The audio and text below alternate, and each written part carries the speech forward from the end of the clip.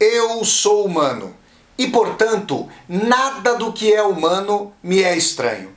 Assim falava o poeta e dramaturgo romano Terêncio, e assim falo eu, Flávio Ricardo Vassoler, escritor, professor e youtuber. E hoje, em mais uma resenha de livro aqui do meu canal do YouTube, Flávio Ricardo Vassoler, eu trago para vocês uma discussão a respeito da formidável novela A Morte em Veneza, obra de 1912, que conta com a autoria do grande escritor alemão Thomas Mann.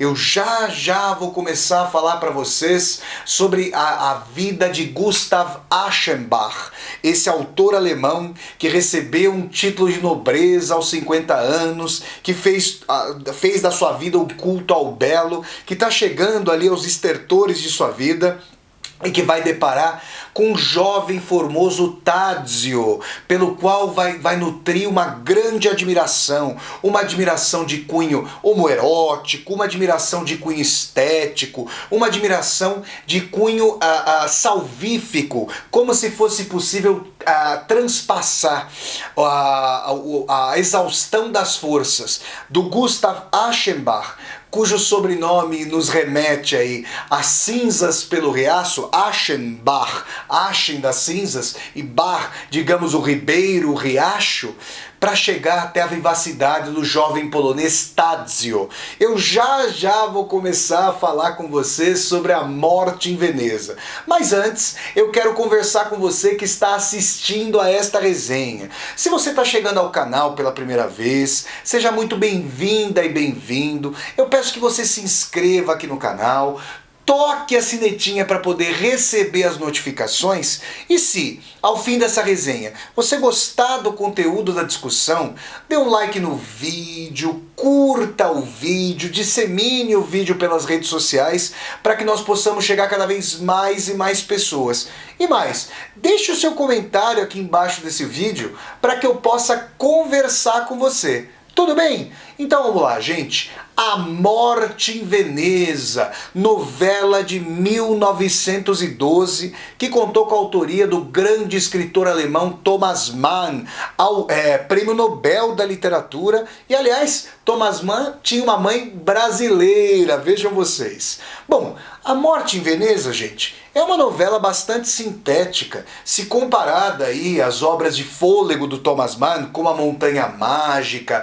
Os Buddenbrooks, o Doutor Fausto, José e seus irmãos e assim por diante.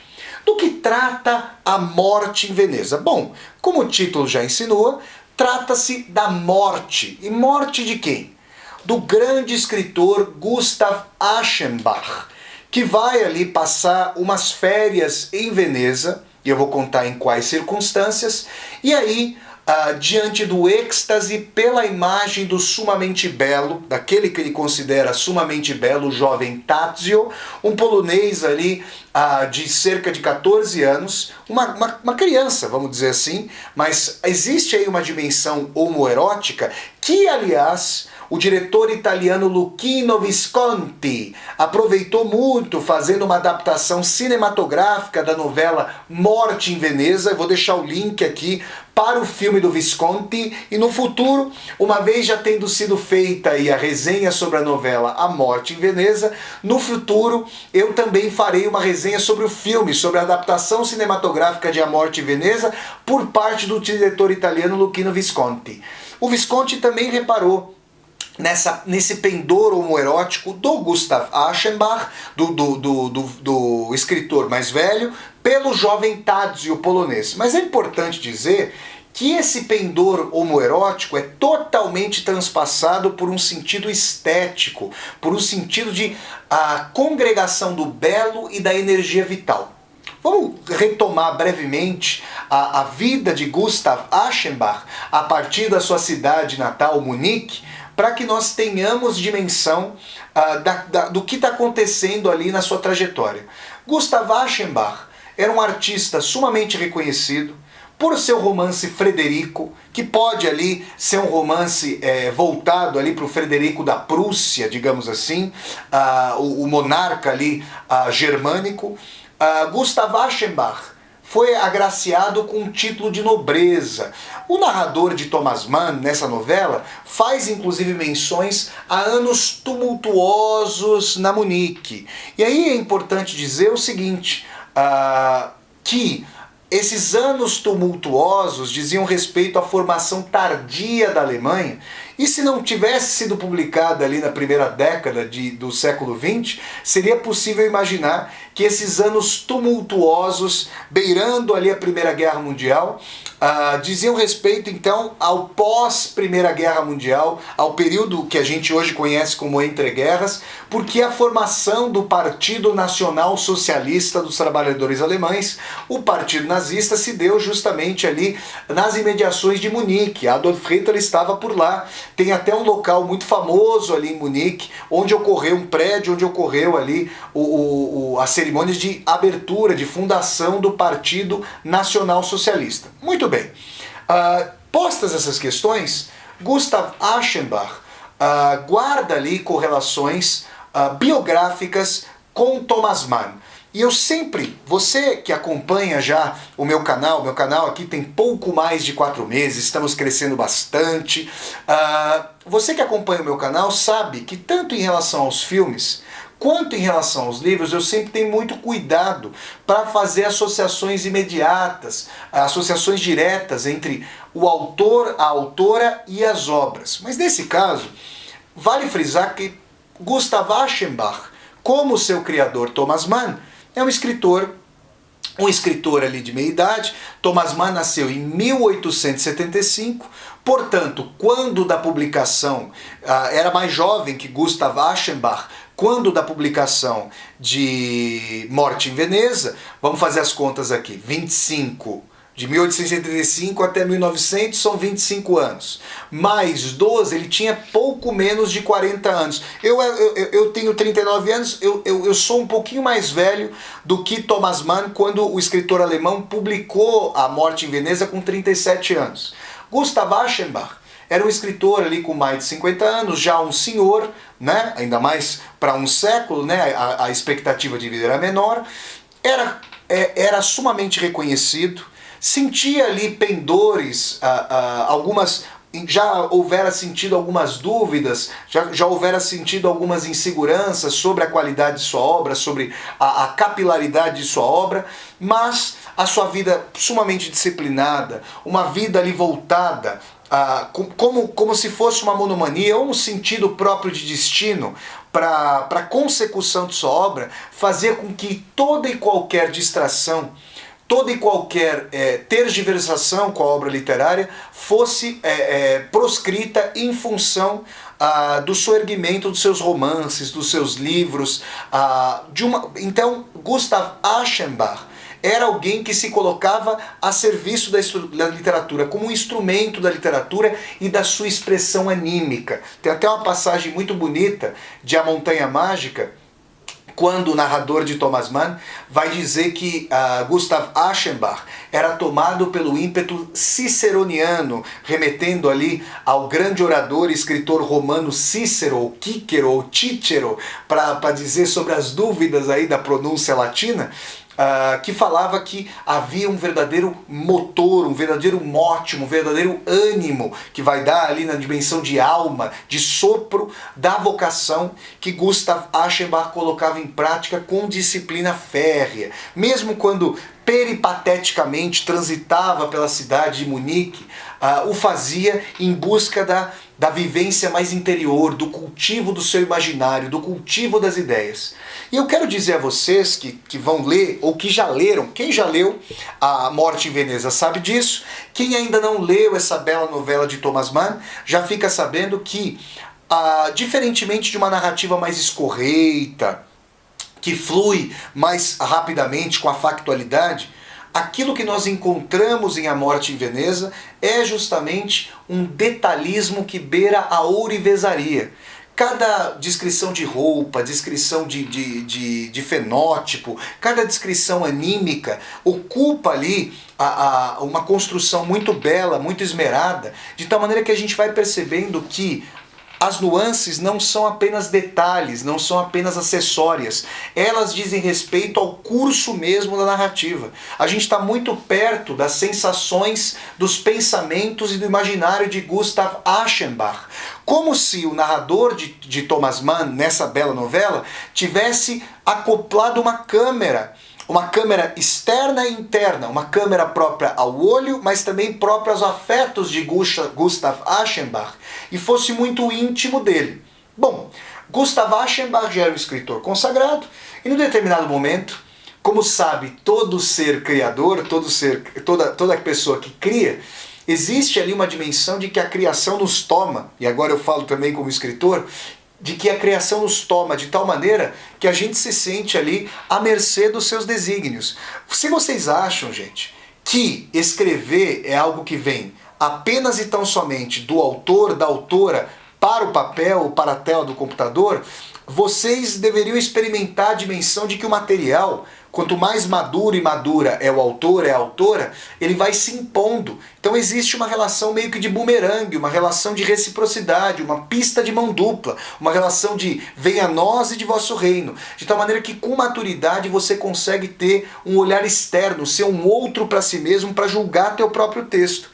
E nesse sentido, existem dias de melhor consecução e dias de muita dúvida. Não é incomum você encontrar autores e autoras que se sentem muito talentosos num determinado momento e por vezes no mesmo dia, ou então passados poucos dias, colocam em xeque, em dúvida, os seus trabalhos. Vocês já não ouviram falar de autores e autoras que chegaram a queimar seus livros, rasgar manuscritos e assim por diante? É essa tensão precípua.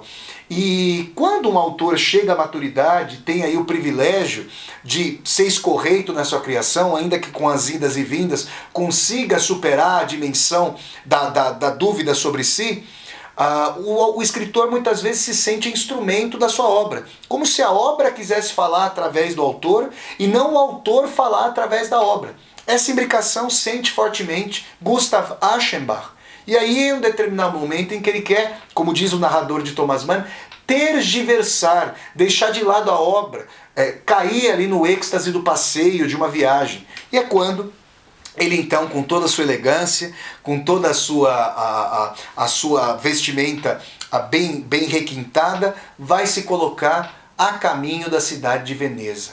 É ali que vai se consumar a primeira vida, e a vida de êxtase, e a vida buscando la petite mort, que é a pequena morte, a expressão francesa por orgasmo, não efetivamente o orgasmo para além do platonismo, para além da contemplação, o orgasmo efetivo, mas a dimensão de uma conjuminação entre afeto, desejo e o belo, a contemplação no sentido efetivo.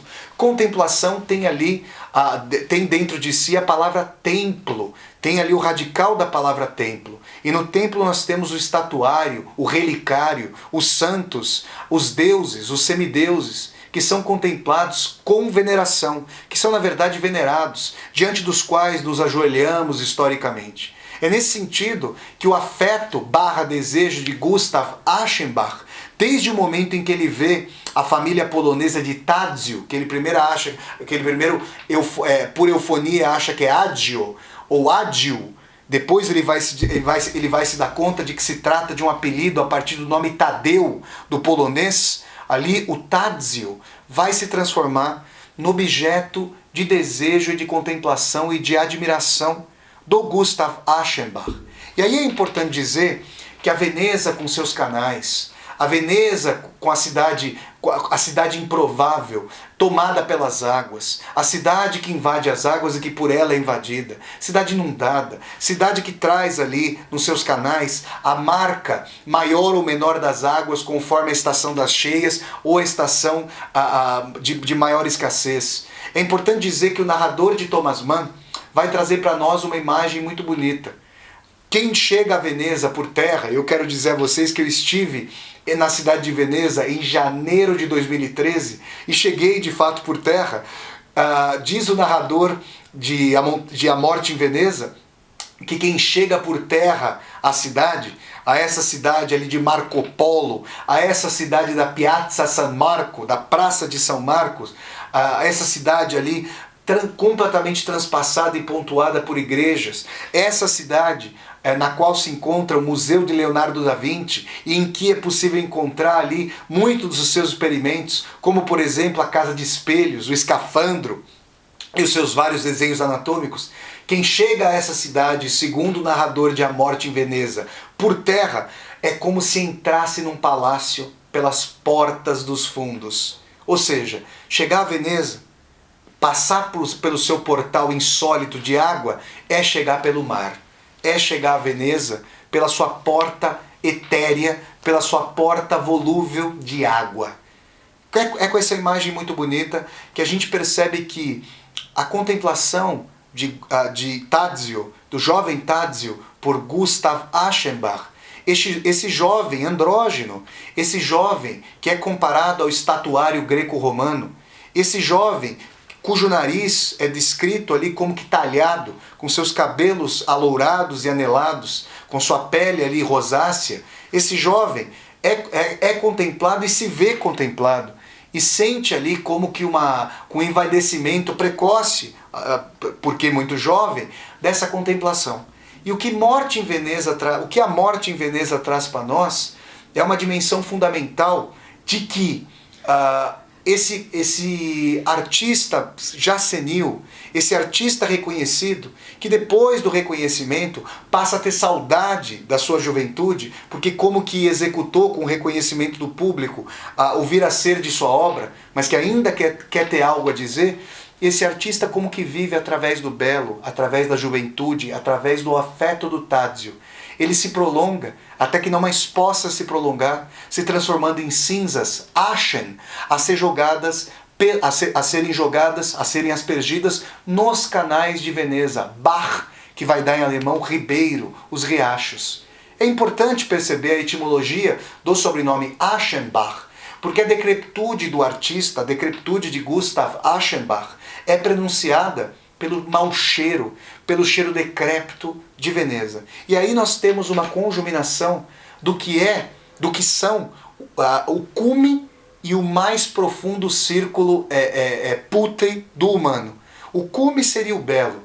O cume estaria nas cúpulas das igrejas, na Veneza que é alaranjada, que é esverdeada, que é azulada, na Veneza, através de cujas ruelas e ruas nós nos perdemos e nos perdemos com muita vontade, para que nós tentemos nos encontrar, e enquanto nos perdemos, acabamos nos deparando com as lojas de chocolate, com as cafeterias, com as livrarias, com as muitas igrejas, com as casas, e nós ficamos imaginando quem são os moradores de Veneza, nessa cidade antiquíssima, nessa cidade secular, essa cidade da qual saiu Marco Polo e foi até o Império Mongol, e nos seus relatos de viagem, Marco Polo, eu vou deixar o link aqui para o livro de relatos de viagem de Marco Polo chegou a explicar para os europeus de então, cerceados pelo feudalismo, o que era o dinheiro, pois havia pouca circulação de dinheiro, de moeda sonante na Europa. Vejam vocês.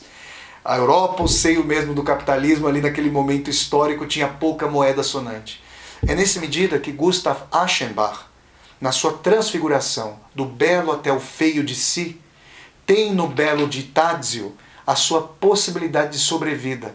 A dimensão de que vai conviver com o belo até o último momento, mas vai se fundir aos canais turvos, ao mau cheiro dos canais venezianos. E vai fazer com que o seu corpo que foi a mediação ali da sua arte, venha a se fundir, não mais como alma, mas sim como matéria putrefata.